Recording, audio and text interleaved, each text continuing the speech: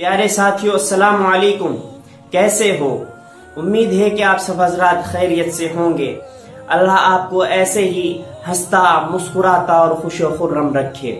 प्यारे साथियों, यूं तो हम आप हजरात की खिदमत में बहुत से इल्मी, इस्लाही, फिक्री और सबक आमोज किस्से आपकी खिदमत में पेश करते हैं, लेकिन आज एक मज़ाहिया किस्सा आप हजरात की खिदमत में पेश करते हैं, क्योंकि कभी कभी इंसान को हंस लेना भी चाहिए।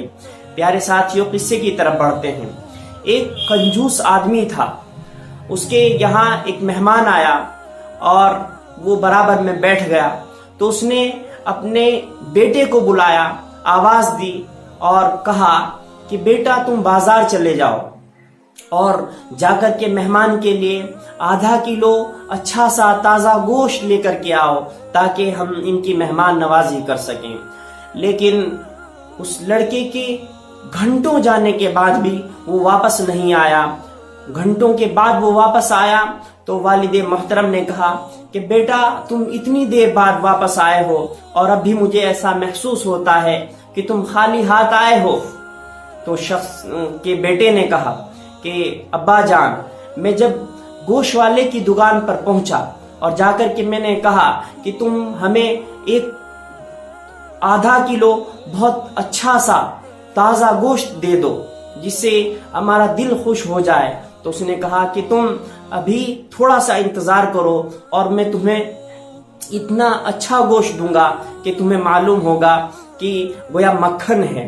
तो मैंने सोचा कि गोश्त को छोड़ करके मैं मक्खन वाले ही के पास चला जाता हूँ और क्यों गोश्त लेना, मक्खन जैसा मक्खन ही खरीद लूंगा।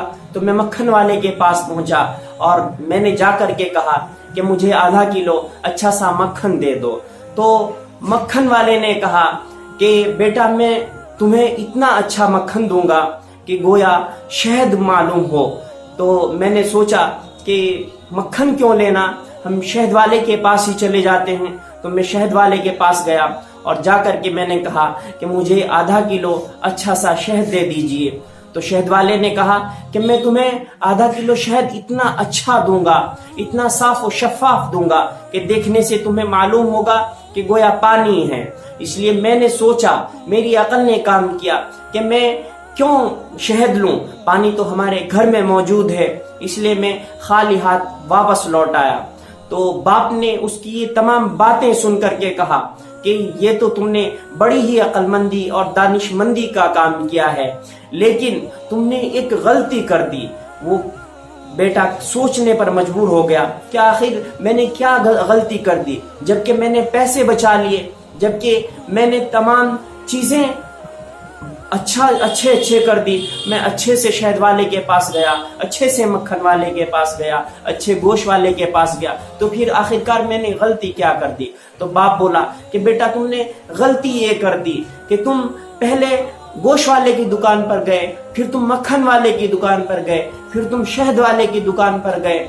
इस दरमियान तुमने बहुत मसाफत तय की और तुमने अपनी जूती जो पहन करके गए थे, जो चप्पल पहन करके गए थे, वो तुमने बहुत घिस दी।